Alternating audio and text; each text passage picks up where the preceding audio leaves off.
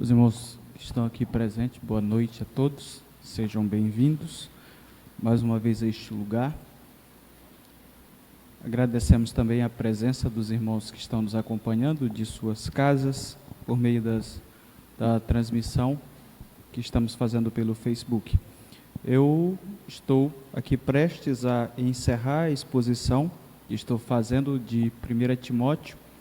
Nós iniciamos o capítulo 6 na quinta-feira passada, lemos e meditamos no versículo 1 e versículo 2, e aí nós temos uma perícope que inicia no verso 3 e vai até o verso 10, só que nós não iremos até o fim, até mesmo porque, apesar de ser um único assunto, o texto, eu diria que tem uma quebra bem no meio para um assunto que eu acho que é deveras importante nós falarmos só sobre ele no final dessa perícope. Na primeira parte que aqui iremos falar hoje, Paulo fala sobre os falsos mestres, e a gente vai perceber no texto que, de acordo com o que ele coloca para nós, a gente tem, através das Escrituras, a capacidade de compreendermos quem são esses caras, os males que eles podem causar para a vida daqueles que servem a Deus. E na outra parte, que vai do versículo 6 ao versículo 10, que está interligado com o assunto do verso 3 ao verso 5, Paulo fala sobre a questão do perigo das riquezas. E aí a gente vai deixar esse assunto para tratarmos na semana que vem, na próxima quinta-feira. Eu peço aos irmãos que se coloquem aí no capítulo 6, mais uma vez, do versículo 3 ao versículo 5. A gente vai meditar nesses versos aí. Mais uma vez, 1 Timóteo capítulo 6, do versículo 3 ao versículo 5. O texto diz assim: se alguém ensina falsas doutrinas e não concorda com a sã doutrina de nosso Senhor Jesus Cristo e com o ensino que é segundo a piedade, é orgulhoso e nada entende. Esse tal mostra um interesse doentio por controvérsias e contendas acerca de palavras que resultam em inveja, brigas, difamações, suspeitas malignas e atritos constantes entre pessoas que têm a mente corrompida e que são privados da verdade, os quais pensam que a piedade é fonte de lucro. Vocês percebem que o verso 6 continua a falar sobre o assunto, só que, de acordo com o que eu já comentei, é importante a gente dividir esse assunto em duas partes para meditarmos melhor sobre ele. Oremos ao Senhor. Senhor nosso Deus e Pai, agradecemos a Ti por Tua palavra que está diante de nós mais uma vez. Glorificamos e exaltamos o Teu santo nome, porque o fato de nós termos acesso a ela manifesta para nós a Tua bondade, o Teu cuidado pessoal e particular sobre as nossas vidas. E eu te peço que aquilo que acaba de ser lido neste momento possa nos direcionar a vivermos o cristianismo de forma correta e principalmente atentos para que possamos continuar firmes na sã doutrina e não sermos cooptados pelos ventos de doutrinas que surgem e surgirão enquanto nós vivemos este mundo. Eu te peço que o Teu Santo Espírito ilumine as nossas almas de tal forma que possamos mergulhar naquilo que a Tua palavra nos ensina nesta noite. É o que eu te peço, em nome de Jesus eu te agradeço, amém. Irmãos, semana passada nós iniciamos, conforme eu falei, o capítulo 6, do versículo 1 ao versículo 2, nós falamos sobre a visão paulina e acreditamos que essa visão foi inspirada pelo Espírito Santo de Deus, sobre o relacionamento entre servos e senhores naquele contexto da escravidão. Nós falamos sobre, inclusive, como é que funcionava a escravidão naquele momento, e falamos para os irmãos que, inclusive, era bem diferente da escravidão última que temos aí, que é a que mais nós nos recordamos, a escravidão sobre os negros, que infelizmente até hoje nós temos os resquícios, os ecos daquilo que aconteceu em tempos recentes. Falamos que naquele tempo a escravidão era através de povos conquistados. Então, principalmente os romanos evoluíram bastante em suas construções com a mão de obra escrava dos povos conquistados. Citamos também que vários indivíduos, inclusive médicos, professores, administradores, eram escravos naquele contexto. Falamos inclusive que Félix, que a Bíblia cita como sendo um administrador romano, em Atos era um escravo, diferente do contexto de escravidão que a gente viveu em tempos recentes, e conforme eu falei, ainda vivemos os resquícios por conta das questões de preconceitos raciais que ainda existem em nosso meio. E aí fizemos algumas colocações, inclusive fizemos, eu diria que uma correlação com o trabalho assalariado hoje. Os escravos naquela época, apesar de ter dito que tudo enquanto é tipo de escravidão é uma miséria humana, eu diria que manifesta a miséria humana, os escravos daquela época recebiam certos valores, e em outras exposições, inclusive numa exposição que eu fiz no ano passado, no livro de 1 aos Coríntios, falei que os escravos conseguiam até uma quantia para conquistar a alforria deles. A analogia que fizemos foi com os trabalhadores assalariados hoje, que é bem diferente, mas que muitas vezes a gente ainda vê algumas questões. Por exemplo, naquele contexto, Paulo fala sobre se você trabalha para um não cristão ou era escravo de um não cristão, você deveria exercer aquilo com afinco, de sorte que o seu serviço apresentasse o cristianismo para aquela pessoa.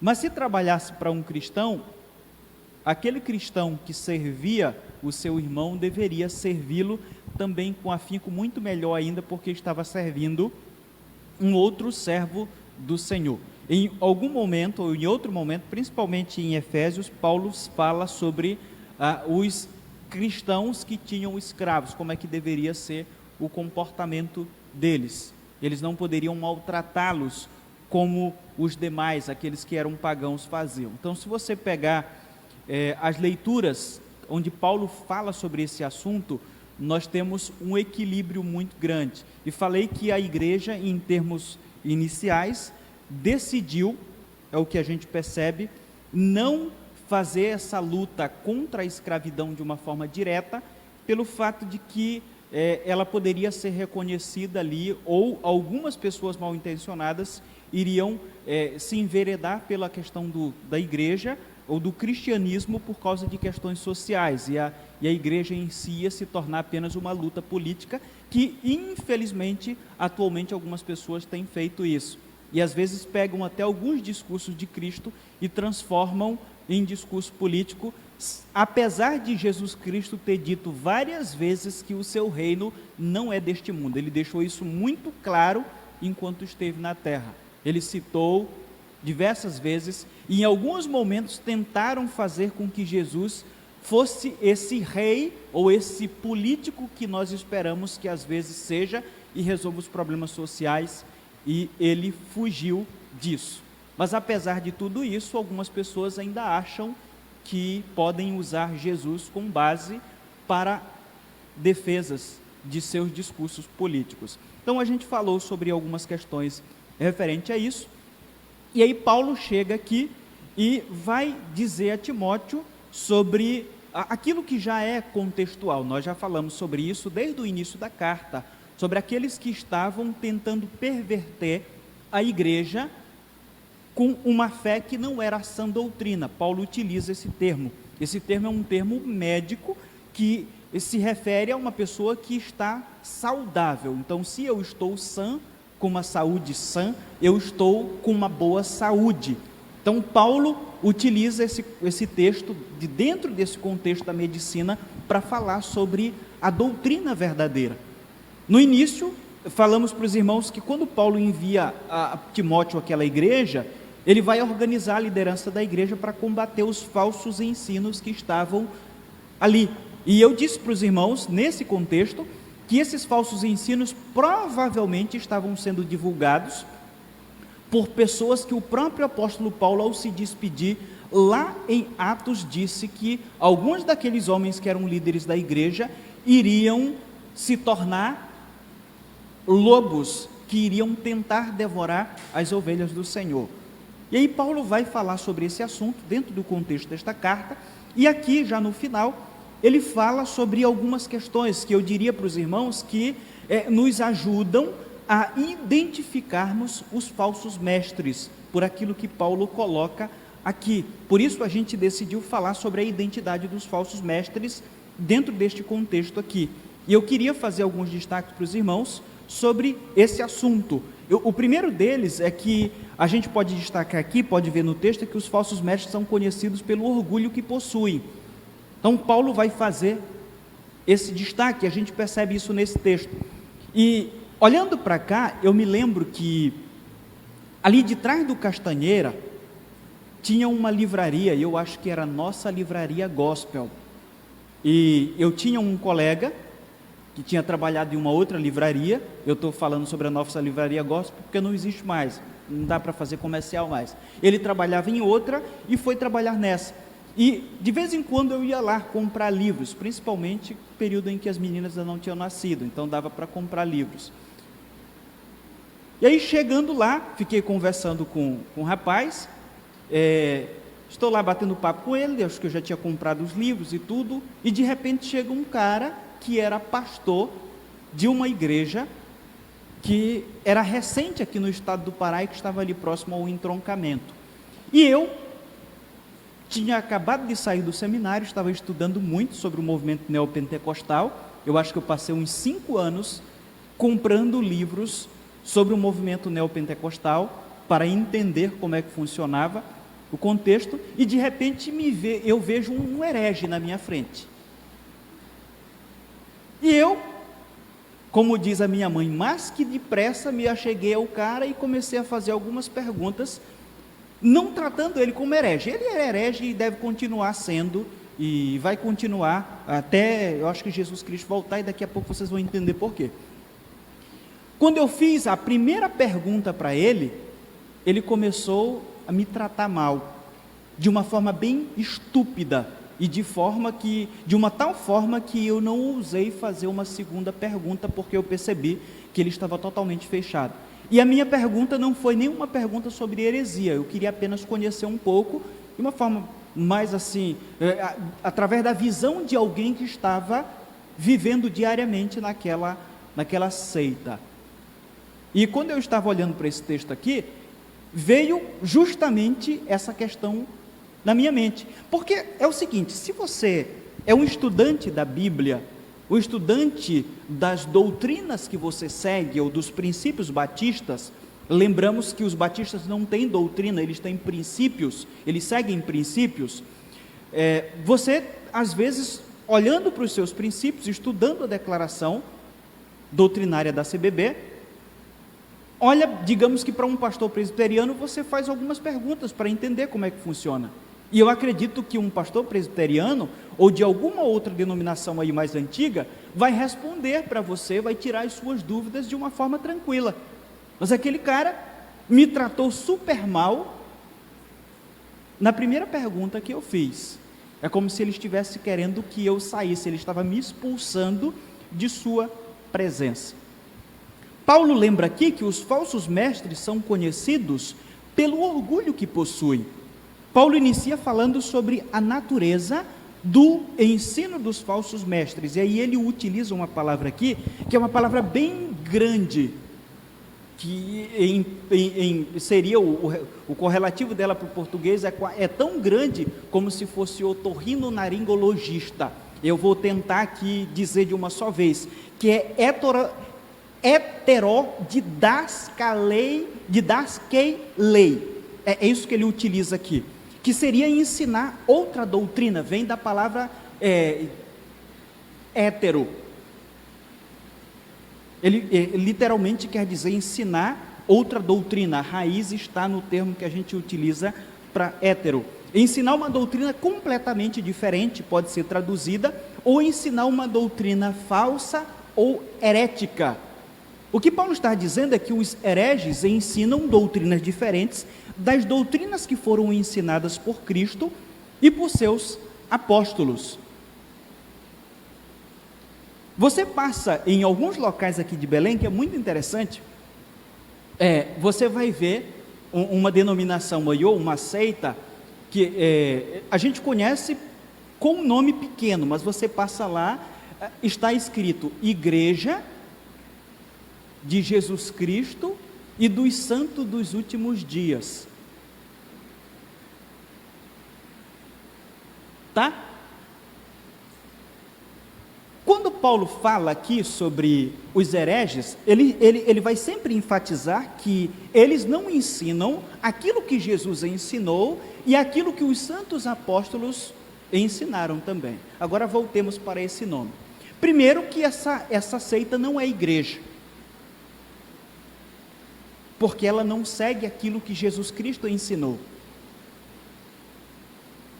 Ela não é de Jesus Cristo, porque ela não segue aquilo que Jesus Cristo ensinou, ou não se submete. E também não é dos santos, porque se você for ver no corpo doutrinário, não tem uma ênfase que seja bíblica quanto à questão doutrinária. Então, embora muitas vezes pessoal que ensine as doutrinas erradas chamem a atenção para si, como essa se manifesta já como se ela tivesse toda a autoridade em assuntos espirituais a partir do seu nome. Geralmente eles chamam a atenção a partir disso. Eles estão o tempo todo buscando atenção para si, embora na prática isso não aconteça. Paulo vai dizer que a ideia aqui é que esses caras se vangloriam por se acharem os detentores da verdade. E por se acharem os detentores da verdade, eles são orgulhosos por isso. Voltemos aqui ao exemplo que eu utilizei para vocês, utilizando esse nome grande aqui desse movimento. Esse movimento, do cara que fundou esses caras aí, ele surge em um momento crucial na história. É o momento onde a Bíblia está sendo colocada em xeque, por causa das descobertas científicas que estão acontecendo, século XIX. O darwinismo está abalando com a fé de várias pessoas no mundo. E aí nesse contexto surge Mormons, Testemunha de Jeová e Igreja Adventista do Sétimo Dia. Todas surgem nesse momento, século XIX, no momento onde as pessoas estão desacreditando da Bíblia por conta das descobertas científicas que aparentemente contradizem aquilo que a Bíblia ensina, ou que se acreditou sobre a Bíblia até aquele momento. Esse indivíduo em questão diz que recebeu uma revelação nova.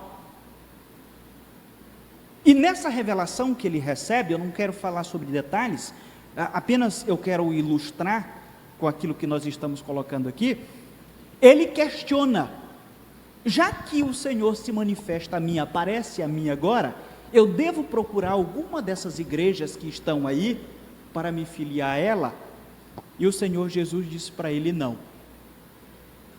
A resposta foi não. Todo esse movimento aí, ninguém está me servindo de forma verdadeira. Funda o teu próprio movimento. É a partir daí que Joseph Smith começa a propagar os seus ensinos. Ele diz que ao se manifestar a ele, Jesus disse: funde a tua própria igreja, porque essas outras aí nenhuma presta. É muito interessante isso. Nem o próprio Jesus, quando veio ao mundo, disse isso. Ele não ousou dizer isso, embora tenha feito algumas colocações, ele não ousou dizer isso. Esses indivíduos, como falei para vocês, que aquilo que Paulo está dizendo aqui, eles se vangloriam, eles são orgulhosos, eles se vangloriam e tendem a dizer que eles são os únicos detentores da verdade. Esses três movimentos que eu citei para vocês, que surgiram no século XIX, em meio aos ataques que a Bíblia estava recebendo, todos os três dizem que estão com a verdade e todos os outros estão errados. Tudo enquanto é movimento que existe cristão está errado. E você vai com um, eles vão dizer só nós estamos certos, você vai com o outro diz só nós estamos certos, e o outro diz só nós estamos certos. Parece que aquilo que Paulo disse não mudou muito. Paulo utiliza outra palavra aqui, que é a palavra tetufotai,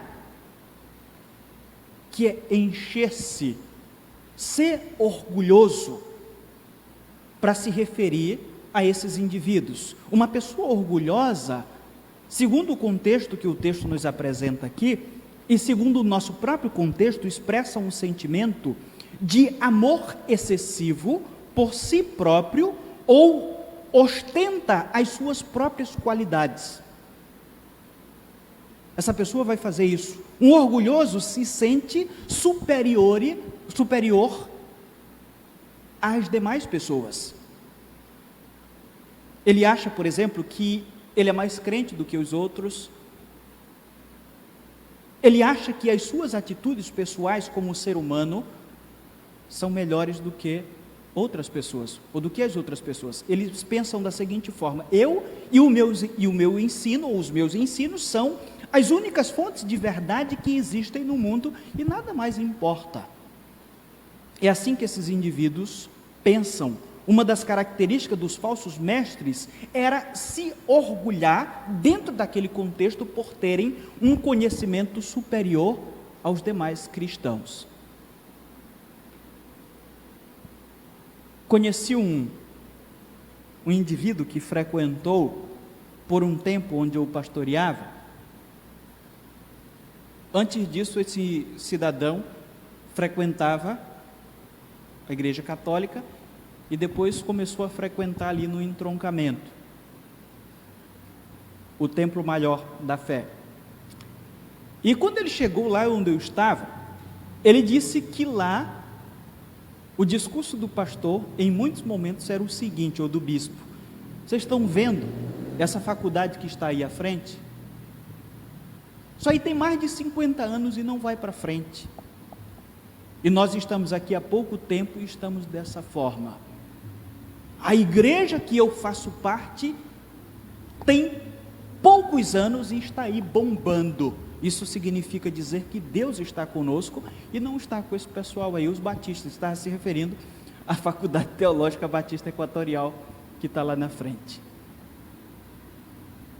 Como se o número de alunos que a faculdade tinha naquele momento representava o verdadeiro impacto da fé. Não enxergava que provavelmente existe nesse país e no mundo várias pessoas que estão impactando verdadeiramente a vida de outras que saíram de lá. Mas o discurso é o mesmo, o discurso é: eu tenho orgulho do movimento em que eu faço parte, porque ele é superior aos demais. E esse ser superior, muitas vezes, se manifesta através do número de pessoas. Segundo o que a gente percebe, do que Paulo vai nos colocar, é que o orgulho deles estava, ou se baseava no fato de que eram superiores pelo conhecimento que possuíam de Cristo. Alguns diziam que conheciam, ou tinham um conhecimento um pouco mais profundo, e que isso é transmitido para o catolicismo depois. Desde o primeiro século, alguns movimentos foram surgindo, eu diria, alegando ou se arrogando, dizendo que tinham um conhecimento especial sobre Cristo. E depois o catolicismo pega, que é o conhecimento que foi sendo transferido de pé do ouvido, através de Jesus para Pedro, de Pedro para Lino, e depois, ao longo da história, para todos os papas. No primeiro século já existia essa ideia do contexto das heresias. Mas Paulo deixa claro aqui que todo aquele que não segue e nem ensina uma doutrina bíblica sadia, como ele utiliza o termo sã doutrina, não conhece nada de doutrina e, consequentemente, não conhece nada sobre Deus. E, por fim, não pode se relacionar pessoalmente e muito menos levar outras pessoas a se relacionarem com Deus. É o que Paulo deixa muito claro aqui nas Escrituras. Então, percebam, uma das formas que temos de identificar um falso mestre é justamente através do orgulho que esse indivíduo tem. Ele é o detentor da verdade. Ele chama a atenção para a sua espiritualidade, para a sua vida de uma forma geral. Ele é melhor do que todos. O segundo destaque que Paulo faz, e que a gente percebe no texto, é que os falsos mestres são conhecidos por serem perturbadores da paz. Onde eles chegam, a paz cristã é abalada. Além de ser orgulhoso e não entender a sã doutrina, o falso mestre tem um desejo doentio por controvérsias, que é o que Paulo coloca aqui literalmente, doente por discussões e brigas a respeito de palavras. Por serem doentes, esses homens malignos, nós podemos dizer, não podem produzir cristãos sadios, tendo como base aquilo que Paulo acaba de dizer nesse texto.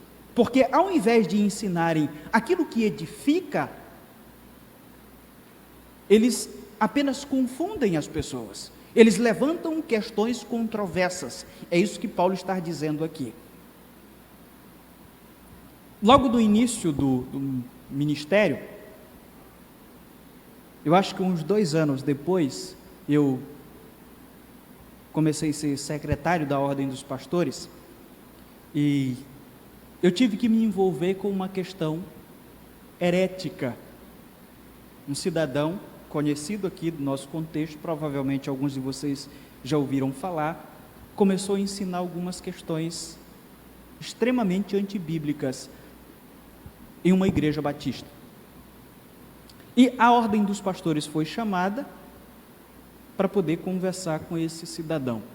Conversamos e, ao invés dele rebater as acusações que estavam sendo feitas contra a heresia dele, ele começou a fazer alguns ataques pessoais aos irmãos daquela igreja. E depois a gente marcou uma segunda conversa, que foi a segunda e última. Ele apareceu com uma penca de livros, dessa altura aqui, vários livros que falavam sobre princípios batistas e etc., justamente para mostrar que ele conhecia muito bem aquilo que estava ensinando na igreja e que era bíblico. O certo é que esse cidadão, logo depois se envolveu, ensinou várias heresias nessa igreja e se envolveu com uma moça dessa igreja. Ele era casado. E ao invés de mudar o comportamento dele, das heresias e o comportamento de vida prática, ele fundou uma igreja. O nome da igreja era muito interessante. Eu não me lembro muito bem, mas era alguma coisa como se o Ministério Mundial Cristão. Ele estava manifestando com o próprio nome de que a sua denominação era verdadeira e que abrangia não apenas o Paá, mas o mundo todo. E certa vez uma ex-ovelha dele, que se tornou ovelha minha, trouxe para mim um DVD de uma pregação dele. O tema da pregação desse cara era o Principado de Diana nas igrejas cristãs. E lá ele falava sobre uma verdade que ninguém sabia, só ele. Ele era detentor dessa verdade. Ele dizia que todas as igrejas evangélicas, assim como a igreja católica, continuavam adorando a deusa Diana, mas a igreja dele não. ele era o único detentor da verdade. E no púlpito, ele só sabia pregar sobre questões controversas. Eu estudei também com um cidadão que também seguia o mesmo padrão. E se você encontrá-lo por aí no seu programa, essa região metropolitana de Belém, você vai ver que, ao invés de ensinar o Evangelho, é sempre aquilo que é o ponto controverso que ocasionou a fundação do seu movimento. A ideia do verso 4 é que esse tipo de homem tem uma preocupação mórbida por um falso intelectualismo. Ele é um falso intelectual. Ele acha que sabe tudo, como esse que eu falei para vocês, o Principado de Diana. Só eu sei o que está acontecendo nas igrejas, e mais ninguém. Ele acha que sabe tudo, mas na verdade tudo que ele sabe, segundo o que o apóstolo Paulo coloca aqui, que ilustra muito bem, é se preocupar com ninharia, com aquilo que não é essencial sobre o cristianismo. Aí é apenas ninharia. Como aquilo que eles pregam não é a Bíblia, segundo o que Paulo vai nos deixar claro, isso não pode produzir cristãos sadios.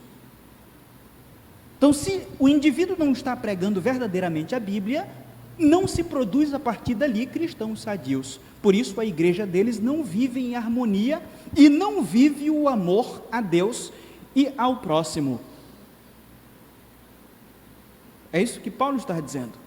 Pelo contrário, seus ensinos resultam em inveja, brigas, difamações, suspeitas malignas e atritos constantes entre aqueles que têm a mente corrompida e que são privados da verdade.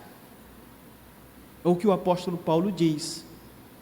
Se existe um indivíduo que está ensinando uma doutrina que não é verdadeira, então Paulo diz que o resultado vai ser inveja, brigas, difamações, suspeitas malignas e atritos constantes. Porque tanto eles quanto aqueles que ouvem os seus ensinos têm uma mente corrompida. E aí Paulo destaca no verso 5 que esses ensinos aí geram discussões sem fim ou debates acalorados, irritações mútuas e constantes. A palavra indica que, ao perder uma discussão, eles insultavam os seus oponentes.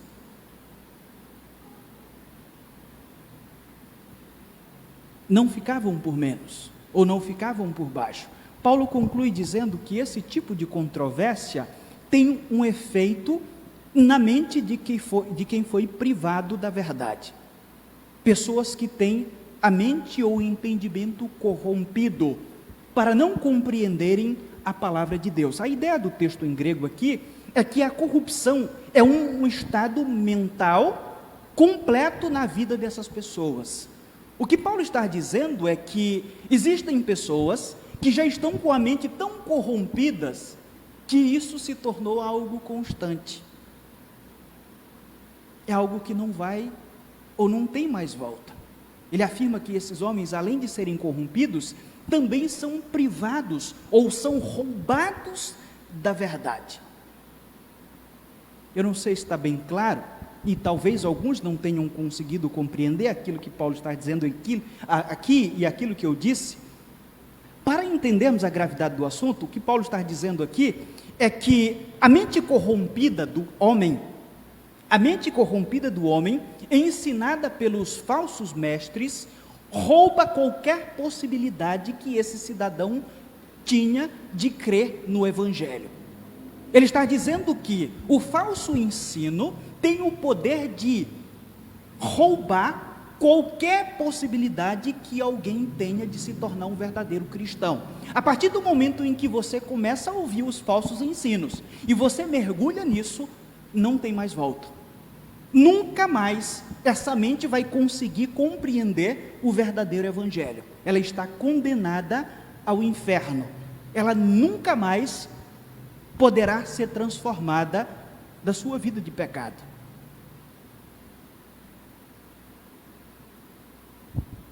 Eu diria para os irmãos que isso é algo muito profundo.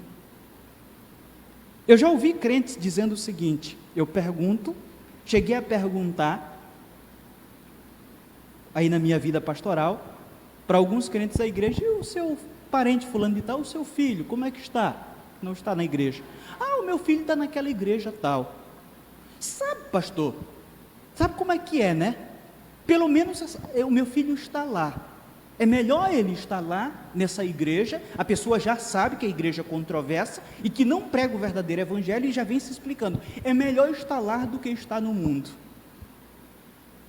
Eu já ouvi isso. Eu já disse para vocês que eu prefiro que o meu pai continue do jeito que ele está lá, dizendo: nessa eu nasci, nessa eu vou morrer, do que fazer parte de uma igreja que não prega o verdadeiro evangelho, porque ele vai para o inferno do mesmo jeito. Ele ainda vai ter mais perdas humanas em fazer parte de um local que não prega o verdadeiro evangelho, porque eles vão tirar o que ele não tem de dinheiro. Paulo diz que o falso ensino rouba o verdadeiro ensino que poderia transformar a vida do pecador. Eu já disse aqui, e algumas vezes repito, eu já vi por diversas vezes pessoas que caíram em pecado, deixaram a igreja por alguma coisa, e que retornaram. Eu acho que alguns dos irmãos que estão aqui, ou que estão me ouvindo, já passaram por alguma situação de pecado e que se afastaram do contexto igreja, mas retornaram e continuam firmes.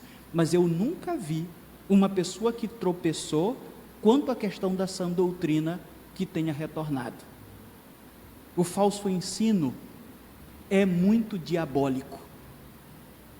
E o falso ensino tem uma relação ou uma correlação muito grande com o próprio Gênesis capítulo 3. Porque foi através do falso ensino que Satanás convenceu Adão e Eva a comerem do fruto da árvore, do conhecimento do bem e do mal. Foi através da heresia.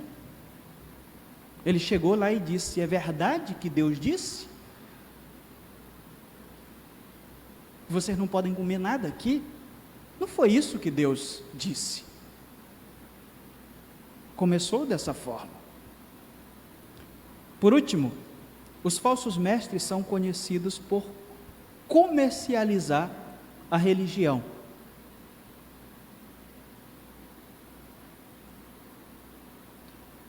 Os quais pensam que a piedade é fonte de lucro. Além dessas outras características, Paulo diz isso aqui: desde o primeiro século já se comercializava a religião. Os falsos mestres já faziam discursos bonitos para convencer as pessoas a se desfazerem dos seus bens e doarem para eles. Eu já citei para os irmãos aqui que no fim do segundo século para o terceiro, existia um cidadão chamado Paulo de Samosata, ou de Samosata. Esse cara era um excelente orador, herege, pastor de uma igreja, e que o discurso era tão bonito, mas tão bonito, que as mulheres pegavam os seus lenços e jogavam para cima, e batiam palmas para ele, igual fazem para o Silas, quando dá aquelas rajadas de discurso que ele faz e as pessoas batem palma, e ele para poder receber os discursos e continuar a sua pregação. Isso já existia lá, assim como existia a piedade como fonte de lucro. Eu já disse aqui, repito, a palavra eusebeia, piedade, é a palavra grega que mais se aproxima da nossa palavra religião. A palavra piedade na Bíblia descreve uma pessoa que adora corretamente a Deus. É o que Paulo está utilizando nesse contexto.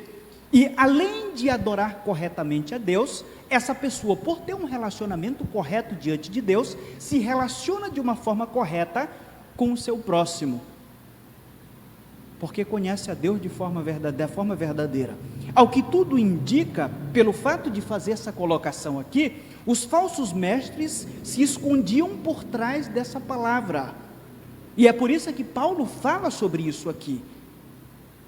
Mas o propósito deles era usar o comportamento religioso como fonte de lucro.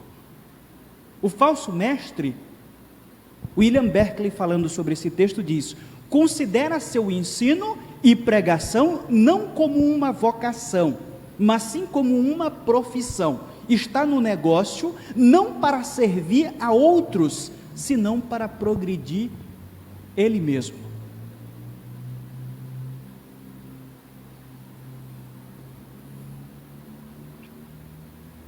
Eu tirei uma folga de fim de semana, fui visitar os meus irmãos e resolvi, na volta, passar em um local chamado Culharana. Culharana fica próximo de Salinas, e é um local onde eu acredito que as pessoas mais ricas do estado do Pará têm uma casinha por lá. Pessoas conhecidas que vocês já ouviram falar, tem uma casa lá. Eu perguntei para o irmão, uma ex-ovelha minha maranhense, que tem uma casa lá e que não é rica, por que disso? Por que essas personalidades paraenses vão para um local tão afastado?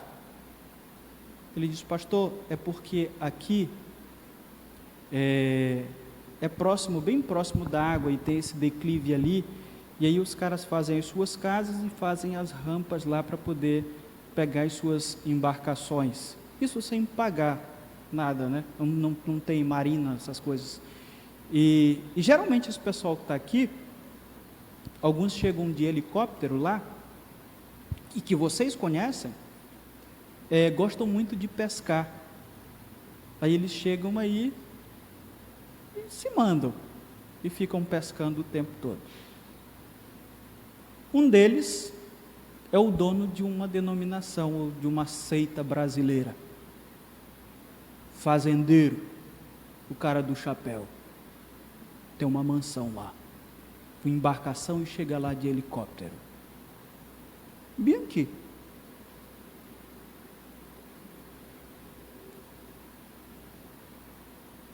Os quais pensam que a piedade é fonte de lucro. Você olha para o cidadão, diz: não, esse cara é crente, não tem como não ser. Um cara tão simples que até a leitura do sermão dele é através de uma canetinha, com um textinho marcado, aquela coisa do cara piedoso, que lê a Bíblia e que marca com a caneta, aquela caneta Bic. Vocês já viram, né? Aquilo ali transmite uma ideia de simplicidade para as pessoas. Eu abraço as pessoas. E é assim que funciona. Aí você pensa: não, o mundo está perdido. Tá. Desde Gênesis capítulo 3. Desde que homem e mulher decidiram dar voz àquilo que disse a serpente lá no paraíso. No Novo Testamento, esses caras já estavam lá. Eles já viam a piedade como fonte de lucro. Eles já se escondiam atrás de uma falsa adoração. Paulo, eu preciso colocar aqui, não vê contradição em um ministro verdadeiramente vocacionado receber um sustento digno. Inclusive ele já falou sobre isso no próprio corpo dessa carta. Porém, Paulo condena as falsas motivações daqueles que não foram vocacionados. É o que ele está colocando aqui. Os dízimos e ofertas doados pelos santos de Deus é para sustentar a obra de Deus nesse mundo, e a obra de Deus inclui os ministros de Deus, e não para enriquecer os ministros de Satanás. Aquilo que os verdadeiramente convertidos colocam aos pés do Senhor, que nós chamamos gasofilácio, para administração, em prol da obra de Deus, é para sustentar o desenvolvimento da obra de Deus aqui neste mundo, e isso inclui os ministros que Deus vocacionou. O que passa disso é sustento aos ministros de Satanás. Eu quero mais uma vez citar Berkeley, fala sobre esse texto para a gente encerrar. Ele diz assim: as pastorais assinalam clara e francamente que o trabalhador merece seu pagamento, mas o motivo de toda a sua tarefa deve ser o serviço público e não o lucro pessoal. Sua paixão não é obter, mas sim consumir-se e ser consumido no serviço de Cristo e de seus semelhantes. Então, irmãos, está diante de nós aquilo que caracteriza a identidade dos falsos mestres. Paulo, em um outro momento, vai dizer que eles são movidos pelo ventre. Quero encerrar aqui com uma história que eu acho que pode ilustrar isso muito bem. Como eu falei para vocês, eu fui visitar esse final de semana os meus irmãos. Eles moram em Paragominas, meus dois irmãos mais velhos, o mais velho de todos e o mais velho do que eu. E lá eu estava a conversar com a esposa de um dos meus irmãos. E ela me falou que surgiu nessa cidade um cidadão de origem africana, não sei se ainda está lá, mas estava fazendo conferências evangelísticas na cidade. E cidade do interior, movimento, e as pessoas vão lá. E tinha um monte de gente que estava lá. E ela foi uma dessas pessoas que chegou àquele local. E o cara começou a falar, ele começou a profetizar, e ele falava várias coisas. E de repente, no meio daquela multidão, ele começou a falar algumas coisas sobre a vida dela. E que de verdade ela estava passando por aquilo. E depois ele disse: ei, você, é você mesmo, vem aqui. Sou eu. Sim, é você, vem aqui. E ela chegou lá na frente, e ele começou a falar mais sobre coisas da vida dela. Coisas que ninguém sabia, muito menos um cara daquele que, de tão longe. E ela começou a me falar, e geralmente esse pessoal fala para pastor perguntando o que eu acho. E depois do que ela me falou, e que tinha muito a ver com aquilo que ela estava passando lá, ela perguntou o que eu achava daquilo. E eu fiquei procurando alguma coisa assim, e aí? Identificar alguma coisa de que ele estivesse jogando apenas uma coisa por cima. Por exemplo, que a minha mãe diz, joga verde para colher maduro, mas não tinha nada a ver. O que eu pude dizer para ela foi o seguinte, que na Bíblia, pelo que a gente percebe, principalmente no Antigo Testamento, os profetas foram vocacionados principalmente para pregarem contra o povo que estava em pecado, contra um povo corrupto que não conseguia cumprir aquilo que a lei determinava. Geralmente as exposições ou as palavras dos apóstolos eram nesse sentido geral. Nós não temos, eu disse para ela, na Bíblia, um comportamento de Deus colocando na boca de um mensageiro para chegar e dizer, olha, você aí isso, você aí isso. Nós não temos isso na Bíblia. Existe em alguns momentos assim, que são bem esporádicos, em que alguns reis são confrontados de forma pessoal por uma palavra do Senhor. Eu disse para ela, não posso negar. Mas, dentro daquele contexto, o rei tinha muito a ver com a nação. Então, às vezes se chamava a atenção do rei em particular, porque envolvia toda a nação.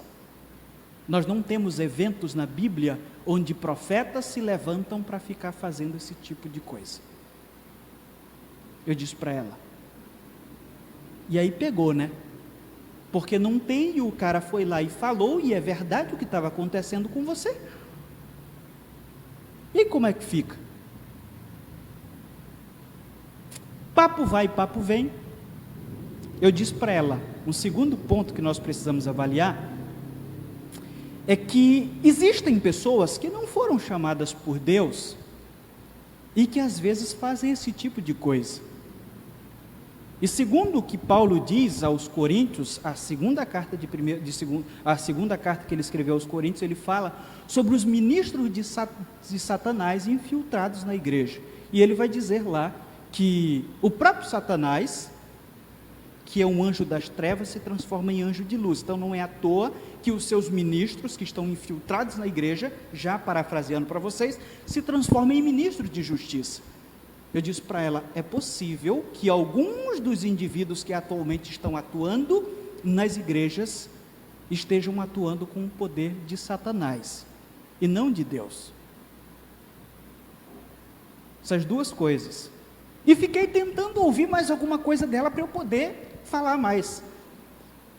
E já depois de 1 hora de conversa, antes de concluir, ela ficou pensativa, e disse, eu só sei que ele dizia assim, não me venha para cá com 10 reais, só quero nota de 100, se você quiser ofertar com esta causa aqui, traga nota de 100, não de 10, eu disse, está aí, concluído.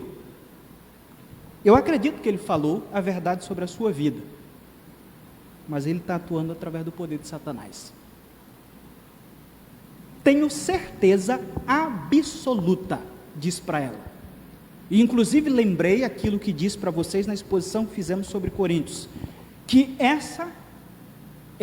eu diria que esse era um dos princípios que a igreja no primeiro século adotava para identificar um falso do verdadeiro profeta. Se o profeta fosse na igreja e pedisse dinheiro, no primeiro século era considerado como um falso profeta. Não está na Bíblia, mas a Didaquê, alguns livros do contexto do Novo Testamento, dizem que esse era um ponto fundamental que a igreja identificava. Então o cara vai lá para ajudar as pessoas a dizer, você está sendo oprimida por Satanás, Satanás está na sua casa, e ele está fazendo isso, aquilo outro com a sua vida. Mas ele vai embora de lá, e não sei o que, e fala em nome de Cristo, mas aí o cara quer 100 reais. Eu disse para ela, não é Deus não. Primeiro ponto lá que eu falei, segundo ponto, eles são movidos por dinheiro, está aí, é o diabo. Então, Paulo mais uma vez nos esclarece também, e esse é um assunto extremamente importante, não podemos esquecer, essa é uma questão de vida ou morte, a questão do verdadeiro e do falso ensino, tá? Vamos orar ao Senhor. Senhor nosso Deus e Pai, agradecemos a Ti por Tua palavra, que está diante de nós. Ela continua sendo atual. Lembro-me, inclusive, daquilo que dizia Billy Graham, que a Tua palavra, a palavra do Senhor, é mais atual do que o jornal que saiu. Foi impresso na manhã deste dia. Ela continua nos esclarecendo esse mundo maligno. E te peço, Pai, que a cada dia a Tua palavra continue a fazer isso. Que todas as vezes que nos for perguntado sobre a fé, que a Tua palavra seja a nossa base, independentemente de milagres choverem dos céus. Que a Tua palavra sempre seja o nosso guia, principalmente no que concerne a um assunto tão importante, que é a questão do falso ensino. Ele se manifesta de formas e formas.